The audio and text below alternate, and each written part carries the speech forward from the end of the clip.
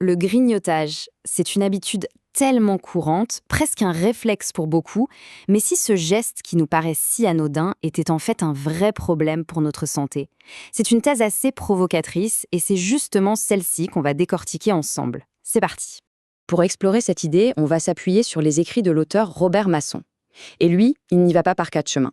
Il qualifie le grignotage de, je cite, méga nuisance alimentaire. Pour lui, ce serait l'une des pires agressions, et en plus l'une des plus méconnues, que notre corps subit au quotidien. La question est donc posée. Est-ce qu'un simple petit encas peut vraiment être une méga nuisance? Eh bien, pour y répondre, on va simplement suivre le raisonnement de l'auteur étape par étape pour comprendre comment il en arrive à une conclusion aussi radicale. Et tout commence ici, au cœur même de notre système digestif.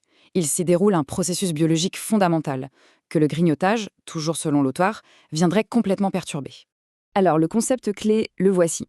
Ça s'appelle le complexe migrant interdigestif ou CMI.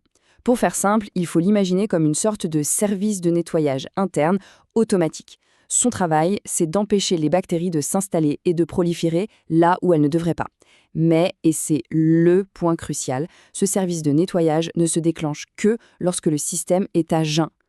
Le mécanisme est assez fascinant à visualiser. Une fois qu'un repas est entièrement digéré, une sorte de vague de nettoyage se met en route. Elle part de l'estomac et elle parcourt tout l'intestin. Ça lui prend environ 90 minutes pour tout balayer sur son passage. C'est un processus lent, méthodique, mais absolument essentiel. Et c'est là que tout bascule. C'est le cœur de l'argumentation de l'auteur. Au moment même où l'on mange quelque chose, même une seule miette, un tout petit biscuit, ce cycle de 90 minutes est stoppé net. Brutalement, le nettoyage s'arrête et le corps doit tout laisser tomber pour repasser en mode digestion. Mais selon l'auteur, cette interruption des nettoyages n'est que le début des ennuis.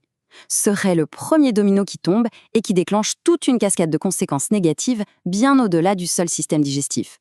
Regardons un peu comment ça s'enchaîne. Pour rendre ça concret, prenons l'exemple du sucre. Consommé pendant un repas, il est mélangé aux fibres, aux protéines, son absorption est donc lente, progressive, tout se passe en douceur. Mais en grignotage, ce n'est pas du tout la même histoire. Il arrive seul dans un estomac très acide, il est décomposé à toute vitesse et boum, ça provoque un pic de sucre brutal et rapide dans le sang. Et d'après la thèse développée, ce pic de sucre est loin d'être anodin. S'il se répète plusieurs fois par jour, cet afflux massif de glucose serait absorbé en excès par les cellules nerveuses. Et la théorie de l'auteur, c'est que ce phénomène mènerait directement à un vieillissement accéléré de notre tissu cérébral. Le raisonnement s'étend ensuite aux maladies cardiovasculaires. L'auteur s'appuie sur une observation qu'il a marquée dans les années 70. Des jeunes végétaliens avec des taux de cholestérol très élevés. Leur point commun ? Ils ne mangeaient pas de cholestérol, bien sûr, mais ils grignotaient tous sans arrêt. Selon lui, c'est ce surplus constant de calories qui était transformé par leur propre corps en cholestérol. On passe maintenant à un autre système qui serait touché de plein fouet, notre système immunitaire. L'idée ici, c'est que le fait de digérer en permanence finirait tout simplement par l'épuiser. Pour expliquer ça, l'auteur utilise le concept de potentiel vital. Il faut imaginer ça comme notre batterie d'énergie pour la journée. Une batterie qui n'est pas infinie. Et à chaque fois qu'on grignote, le corps est obligé de puiser dans cette batterie pour gérer la digestion. L'énergie qui part là-dedans n'est donc plus disponible pour autre chose, comme nos défenses immunitaires. La conclusion de cette logique est assez implacable. Une digestion non-stop mènerait à des infections non-stop. L'organisme, toujours occupé à digérer, n'aurait tout simplement plus assez de jus pour combattre efficacement les microbes. Et à partir de là, l'auteur décrit un véritable cercle vicieux. Suivez bien. Ça commence avec le grignotage, qui favorise les infections. Celles-ci sont souvent traitées par des antibiotiques.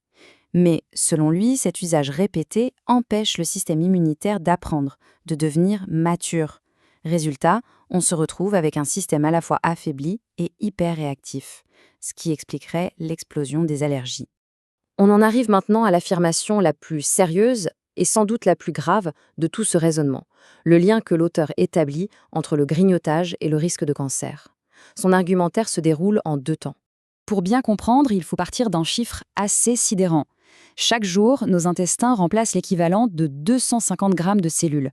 Pour le dire autrement, toute la paroi intestinale est entièrement neuve tous les 3 ou 4 jours.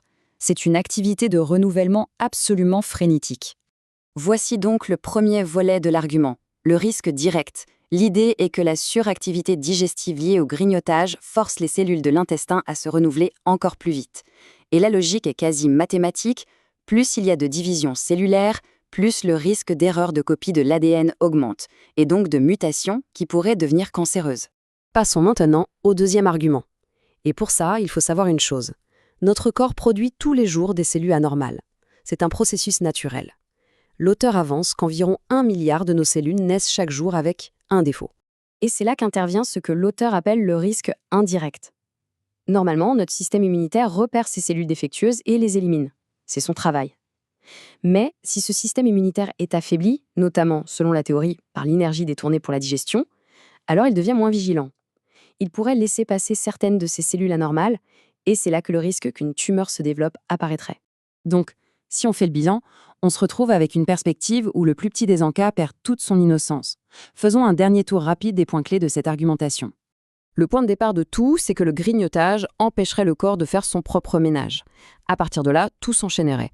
Une série de surcharges et d'affaiblissements qui toucheraient le métabolisme, le cerveau, le système cardiovasculaire et surtout l'immunité, avec des conséquences qui, comme on l'a vu, pourraient être très sérieuses. Voilà pour la thèse de Robert Masson exposée dans ses grandes lignes.